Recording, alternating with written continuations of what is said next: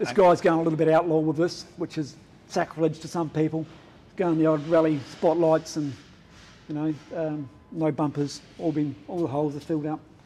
Well, welcome to a new Dave's Classic Garage Tours video, and today I'm at VintiqueMoto to meet the Rust Doctor, Max. Stick around, you'll soon see why he's gained that name. Okay, Max, thanks very much for having us along today. Tell us a little bit about your business here. Not a problem, Dave. VintiqueMotos, I've been going for about 30 years now, so doing restoration, moving from car crash to restoration, coming from New Zealand. And we've been here ever since the first lockdown, so it's been really good. I cut my teeth on Porsches when I got to Australia. I used to work at a place called Belford Garage. I started doing the old 356s and 911s there. Okay, would you like to show us about? Yeah, sure. Here we've got a little Mk1 Escort, just on completion, just on the assembly.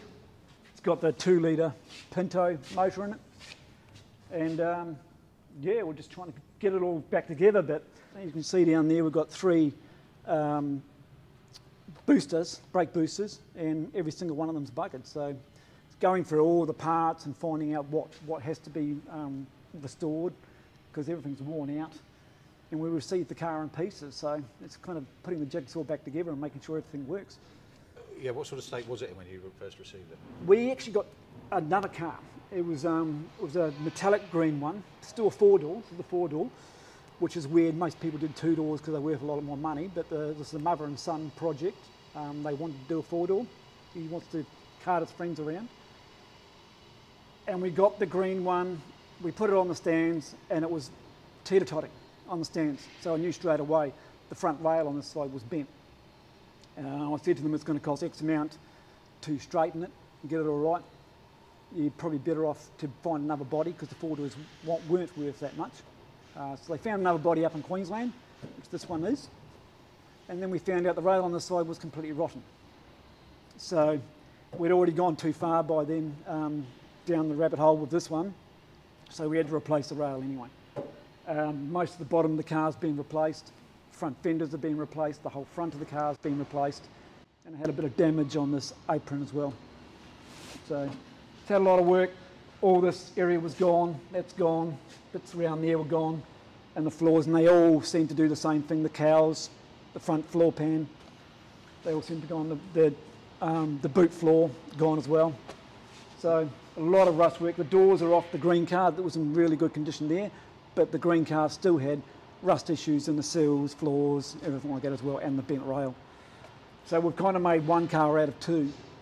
It's a pretty special colour as well. It is. It's an Aston Martin Vanquish green, British racing green. They said they wanted a white car at first, so everything was prepped up in white, and then already changed his mind to a green or a grey. We kind of steered him towards the green. It's more of a classic racing car. He wanted a kind of a street track racing kind of a thing, so we've even flared up the guards a little bit wider, because they only come to about here. So we had to pull the guard, flatten it out, add a piece to it, and fold the edge again. And it's come out all right. It's not, the Mexico guards are up higher, but because you wanted it still to have a little bit of clearance and ground clearance, we ended up just flaring out the standard guards and pulling out the rear ones to suit the wheels, so it will suit, we'll get a roadworthy. And is the client guided by you a lot in the styling? Or? I'll give him options. And I gave him the options of colour. So he went with that, and we've gone a Lotus colour scheme, blacking out through the windows, blacking out the rear, and it's still going to have the chrome and the bumpers that will kind of look that Lotus kind of a colour. Yeah, so again, just finding all the parts, going through the parts. The motor, we had 2 motors to choose from. This motor has been worked. We pulled it apart, found out it was all rusty inside. It had been reconditioned, but it'd been sitting for too long, and it had a little bit of water inside the motor. So we had to hone the bores, check it all out, check out the head, put on new components like valve seals, everything like that, lap the valves.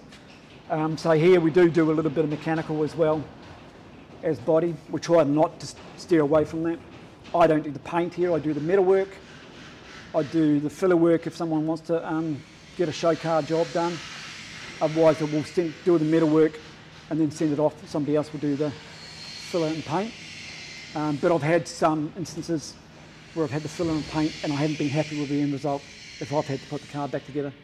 So I like to do I've done the filler work on this one and sent it off to get painted, and there's still some issues. Okay, what next? Got a 911 Targa. The guy's, it's an everyday driver, and he used to drive it to work every day. He used to cart his tools under the bonnet and everything like that. It had a cosmetic restoration years ago, and it's come back into me, and it's starting to rust everywhere. Seals completely gone, and he thought it was just going to be the front fenders. Needed a little bit on the bottom of the doors, but then we found that the fenders on the other side were welded onto the sill, and the sills were just in behind the side moulds were completely rotten all the way through. So It's an Australian car. it is a right-hand drive car. Right. Is that common on a Porsche of this vintage to suffer that kind of rot? Not really. I don't know if it's an English delivered one, but it doesn't seem to have gone past in here. I mean, everything we took off the car, we've got new panels to go on, but the panels we took off just seem to be rusty between the outer and the inner there. I don't know if I've got that panel lying around somewhere. So I've had the here's the other. So they're all starting to rot out between these two layers. And it was the outer that was rusty as well, and this as well. But on the inside, it's nice and clean. So he's been lucky on that respect. Yeah. But the other side, different matter. But it wouldn't be long until it'll start to creep out. So better off the. So I've had the owner. I know the owner quite well, and he's been coming in and doing a bit of work on it himself, and trying to save a little money. I do let the owners come in and work on the cars, and I work to their budget. I had to fabricate all the bottom of this, make all that up. Usually that has a cutout. I didn't have to put that in there because that's usually only if you're running an oil cooler to the front, but it does help hold all of the outer goes onto that. Obviously once that other inner piece goes in. A lot of the Targas, I wouldn't imagine there'd be too many left because a lot of them used to get cut down into convertibles. Yeah, wow. And they are more starting for to... them now because the Targa, well, exactly. Nobody wanted Targas. Nobody wanted a Targa. No, I don't know why. I've always preferred a Targa. I think maybe it's because I knew I'd be able to have that little bit of room for me. Oh, yeah, exactly. But yeah, I could never understand all through the 90s if you ever mentioned that you were more into Targas than a coupe. They used to seem to think it was a girl's car or something like that. Yeah, but I just think that bar just oh, beautiful. Don't know. Oh yeah, I mean it has helped that they have done a reinterpretation of the Targa on the new cars. All right, what else we got? Let's have a look. Got another it's a 912 Porsche. Ah, this one's a special bit of work. This is going to be a little bit special, yeah, because this one's actually going electric. Yes, I said to him you could probably lose a bit of space in the back and put extra batteries in, but he's got a young family, and he wants to put his family in it, so he wants to hide all the batteries in certain places. Right, okay. And who decides on that? Obviously weight distribution for... Well, you'd want that, wouldn't you? Yeah, exactly. So the company, what's the name of the EV place in Williamstown? Something Jaunt EV? No, Jaunt EV or something like that? Something like that. They do a lot of Land Rovers. Yeah, Land Rovers their speciality. Yeah, exactly. Yeah. So I don't know, I'm going to try and build something that looks like a fuel tank, but it'll be holding the batteries instead, under the front. It's actually quite a dry car. It's an American import, so she's left hooker. It's got a few little rust issues, but it's not as bad as the 911. The sills are really good, from what we can see, and from what I stuck a camera down, and it looked really good through there. It does have rust issues up high, which usually means it's come from a hot climate in America, because you get sweating and everything like that happening in certain areas around the windscreen, and up in certain areas where water drips down, broken seals, stuff like that. But the bottom was quite dry apart from the floor. Seals are good. The floor had already been played with and cut up and chopped and changed. So we've got new sections of floor to go in. But other than that, it's not a bad looking car, and really straight. The gaps are all nice and tight, so you can tell that when the gaps are all nice and the alignment's pretty good, that it hasn't had any major accidents. They're all Porsche, as opposed to like a Ferrari or something like that, the mods that have been done over the years and what have you, they're much more acceptable it seems to be with the Porsche. It does seem to be. But does it present more problems with it? Yeah, exactly. Even with this early 356, I'm just finishing the stage on the filler. It was a racing car in America, so I've done a right-hand drive conversion on this one. But the motors, it's still got the race motor in it, and it's all got 912 braking. It's all been upgraded to 912 brakes, 5-speed gearbox, everything like that. Yeah, tell me about how did it come to you and what work have you done on this one? It actually was a friend's car, and I was doing it for him. It came in for rust issues, flaws. The panel was all bashed up. It was a racing car. The front nose had been cut off another car, and had been welded onto this car 40 mil short. So we actually had to extend it, uncut it all, pull it all out, add 40 mil to the front, because the bonnet and the thing was aligning like that in the nose. So we brought it all back into queue. The guy that brought this is from Perth, and he wanted me to carry on and finish it. So I've done the finishing. He wanted the right-hand drive conversion done as well. So it's a C. Usually on the Cs, what they do is put a B tank in it. But I have, if you go around here and have a look at the front,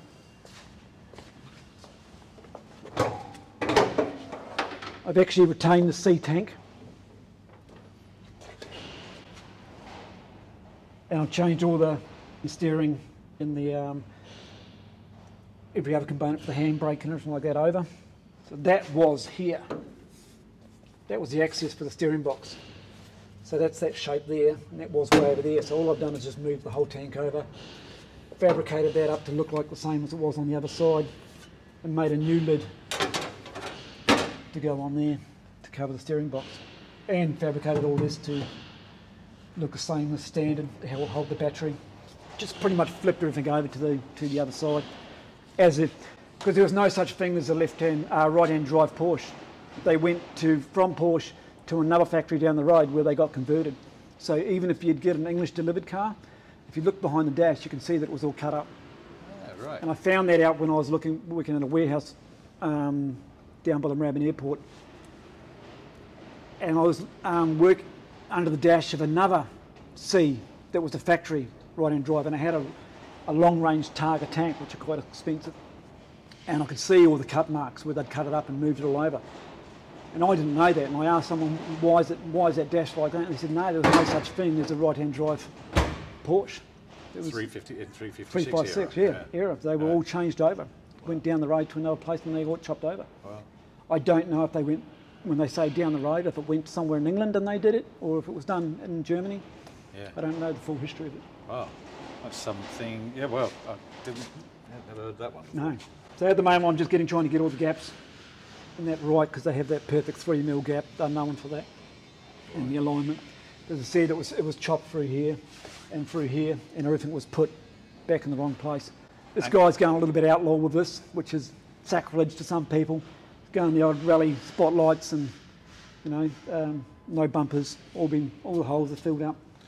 Well, there's plenty of pristine factory cars done out there, so yeah, why not do something different? Yeah, and it seems to be. Especially if it's come with a.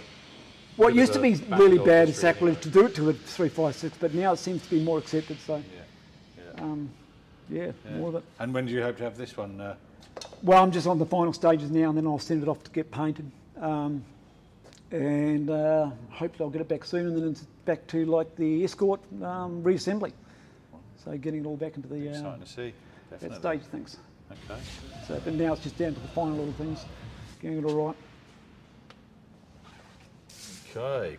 What have we got next? That's another. So not just German cars, we've got little Italian cars, got a couple of Fiats inside. Got a little Bambino over there, Cinquecento, and is it the way you say it? I don't know.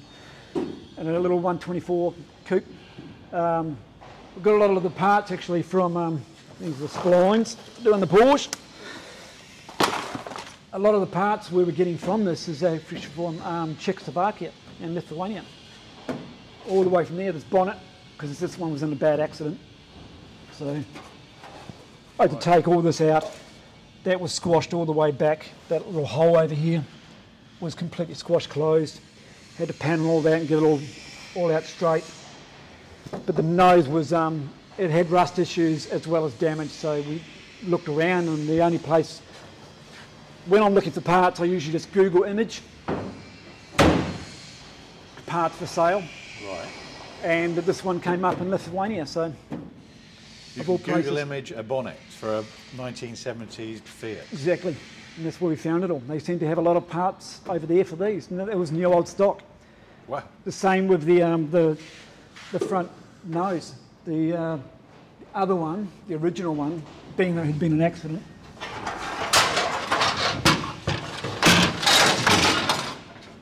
Had multiple joins all over the place. And it's just, it's either cut it all up and do the welds properly. Mine does look like it's been gas welded. I like gas welding. I don't like TIG welding's too cold. It makes the metal too. If you release the weld, it's okay, but sometimes when you MIG or TIG, it's a little bit change the molecular structure of the steel next to the weld, and if it's a high flex area, it can crack or break. You don't want that happening down the track. So I'll tack things together, and then I'll run through with the oxyacetylene and gas weld everything, and then release the weld. You do get a little bit more warpage from doing it that way, but as long as you know what you're doing, you know how to control the heat, and you know how to release and plenish the weld afterwards, it comes out fine. And this be modified, or will it go back to a factory? Factory, all factory. So this was all crunched back. That was all things, so I had to bring all that back. It was getting pretty thin because it always had previous repairs. Usually when some repairers like to grind the living shit out of something, and then like that. There's not much left of the steel. It's pretty thin, and you go beat it, and you start getting creases in funny places, and it's too thin. So you have to cut out pieces and replace it where I've ground it. So I had to do a little bit of that around here. It was just way too thin. But all this is a new piece that came from Lithuania as well. So you're saying new old stock? So new old stock. They must have imported it after the wall came down or something like that, didn't they? I would say so. It was either Czechoslovakia or Lithuania. I can't remember. I have to look at the postal. But it was, yeah, somewhere over in that side of the ditch. Yeah. So at the moment, yeah, we're on the floor at the moment, cleaning up the floor. Mainly surface rust, a little bit of pitting here and there. So it's in there with the acid and the wire wheel just to try and clean it all down.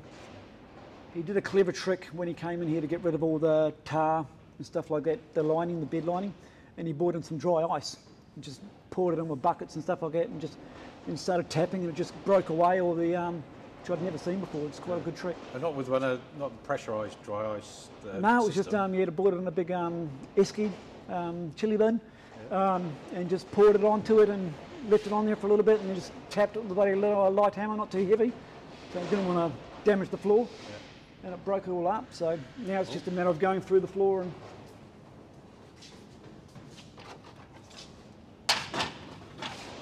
wire wheeling. It's a bit of surface rust on the other side, which we need to put a bit more acid on, but this side is almost pretty much done.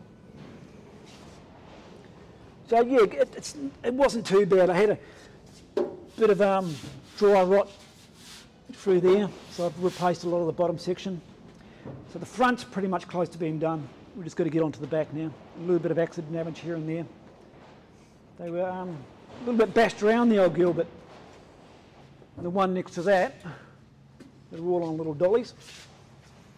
There's a little Volvo P1800, the same as the old Roger Moore, the Saint car. So again, rotten floors, pretty much replaced.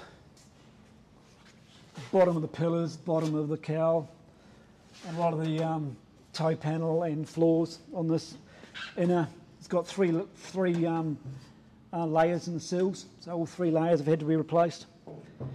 And now it's now we're working on the upper pieces. Once that's repaired, we've just got a few holes on the other side there. Then the front fenders can go on. Well, just scuffle first. So I've had to do battery tray, this on both sides of the scuttle. And yeah, it's never ending, never ending. He's sourced some parts from crashed, damaged cars. Other than that, it's these new parts. You can only get a certain amount of parts for these days, not like the Volkswagens or the Porsches, where you can pretty much, in the Mustangs, where you can get everything. Yes, this was the first of the HQs, so it was actually in the Warwick yellow, which is quite rare. Usually the Warwick yellow was for the HGs and Ks and stuff like that. The Norm Beecham racing car was the Warwick yellow. So to have this one in that colour is quite a rare. This came without a floor, without seals. It was well jigged up, already had the frame on it. So I've pretty much having to start it from the bottom up. The cowl wasn't that bad, and the front firewall wasn't bad actually. We just had to replace a little bit at the top and some probably from here down. This is the most difficult part at the bottom of the A-pillar. So I've pretty much replaced from there down, inside and out, on both sides. And presumably, you know, coming out of the factory with this car, the shut lines and what have you weren't as particular as a 356. And no. How are you going to better them, or do you go to the fact? Can you better them? Yes, I can. I deal with a lot of Mustangs and American cars as well, and I like getting an even gap all the way through. It just looks weird. I mean, you can see on the Porsche over here, if you scan over to the door on that one, I like to get them all, and if you go down to the side, you can see the alignment and the gaps are pretty much perfect. And I still leave them a little bit wider on the Porsche because I know that it's still going to have paint, so it's going to fill up that gap a little bit more. So I do make sure that the painter is rubbing it to a certain gap when he's rubbing it down. Okay, so we get Cinquecento. Yeah. So a little Fiat there. Oop. It's a little welding thing that I'm making out of the way. So yeah, these really suffer bad. Were they sold in Australia? Yes. It was not an Yes, import, this is right-hand drive. I don't know if it was an Australian import. I don't know the full history of it. It's a little 500D, which is the more sought-after one. But it had quite an accident. So the front's been pushed back so far, so I've had to pull it all back, get new warehouses for the front of it, and new floor, so I've kind of framed it up at the moment. They're so light, and they move so easy. And the popularity of these now, there's meant a lot more suppliers coming. Yeah, you can pretty much get everything. But the only thing is, I got the inner wheelhouses for them, and it's the only ones you can get, but they are for the later model Fiats. So I'm having to redo, this is a bit that I've had to take out, so I'm having to redo the holes to fit this pattern. And this was all bent and everything through here was all bent, so yeah, just trying to get it all straight again and lay it all down. I've got to get back onto it soon actually. And this is a fender off in a 3100 Chevy truck, and we are Frenching the headlights backwards a bit, the owner. So we've got special buckets that he bought from America that I have to trim down. So it's essentially doing that. Yeah. And then there's another ring, which I don't, yes I do. Another ring kind of sits inside that. That will pretty much essentially do this, which is not a bad look. If it's that far one. Yeah, it's better. But this will all be blended onto the steel, and it will be body colour. So the chrome ring will be sitting on the inside. So we've had to make special things, or going to make special things to hold the light back in that certain way, so it will still have adjustment as well, and something to retain the ring. Cool. Okay, we've got a... Well, I've got the Dodge Challenger. Ah.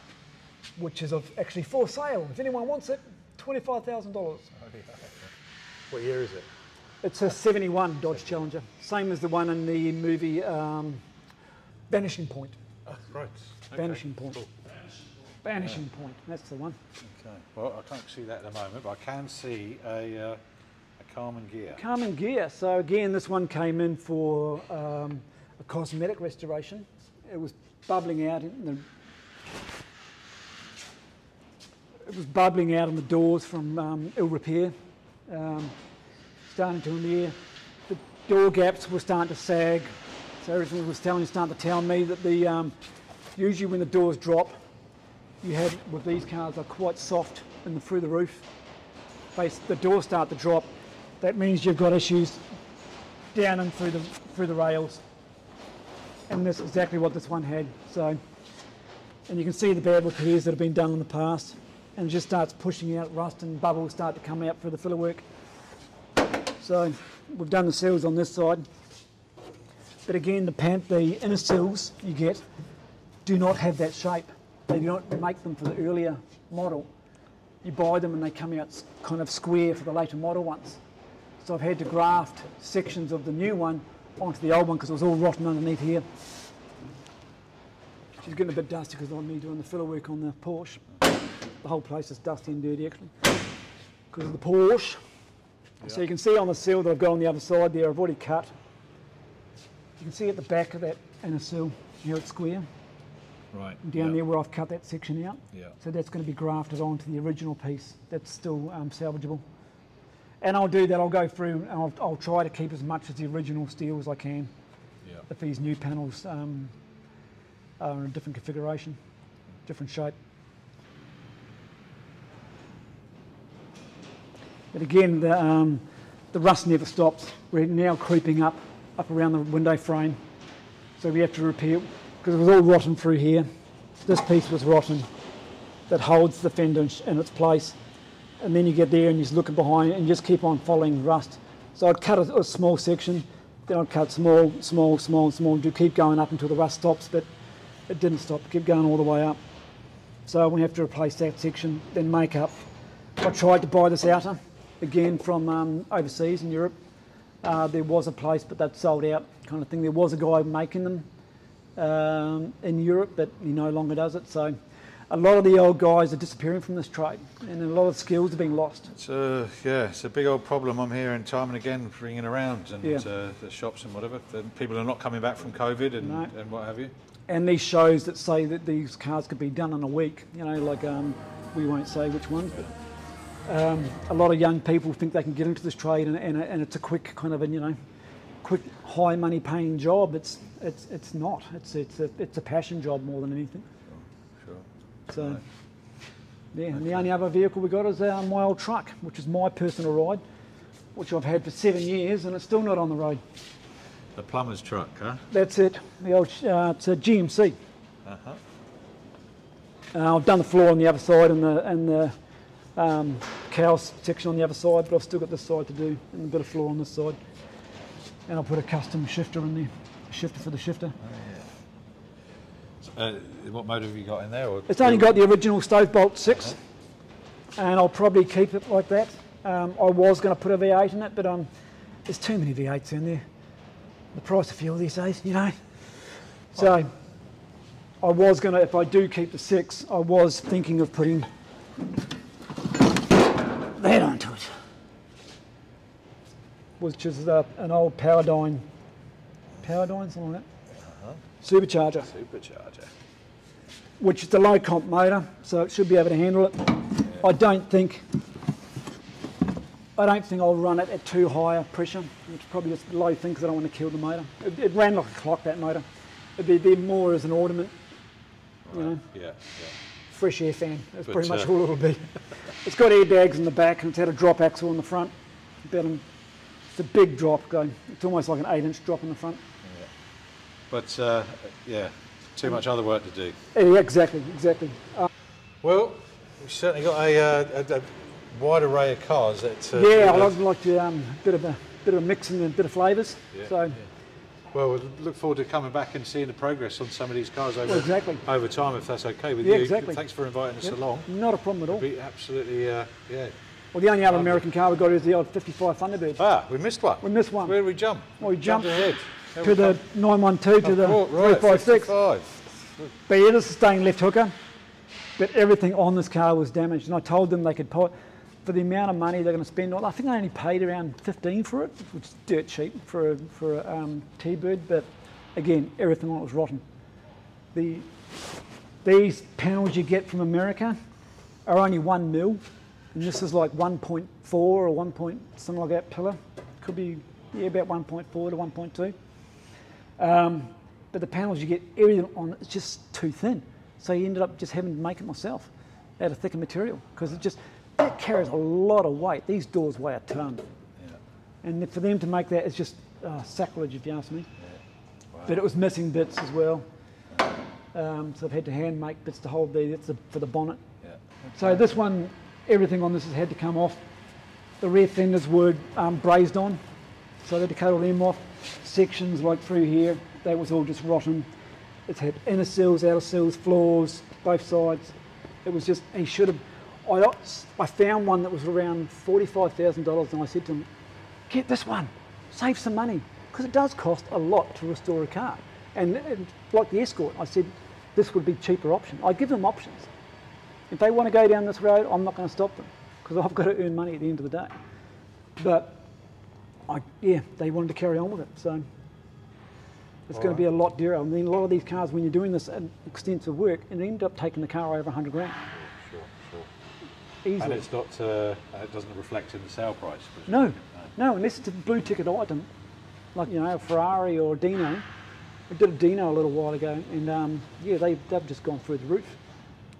It's like these Porsches, they were only worth 6 grand, not even sometimes, back in the day, but now they're well over 100,000. Well, I better let you get back to earning some money. Yeah, thanks for that. Thank you for letting us come down and if we can come along and check out some more photos as the jobs progress. Yeah, exactly. Great All right, stuff. no problem, Dave. Thank you very much. Cheers.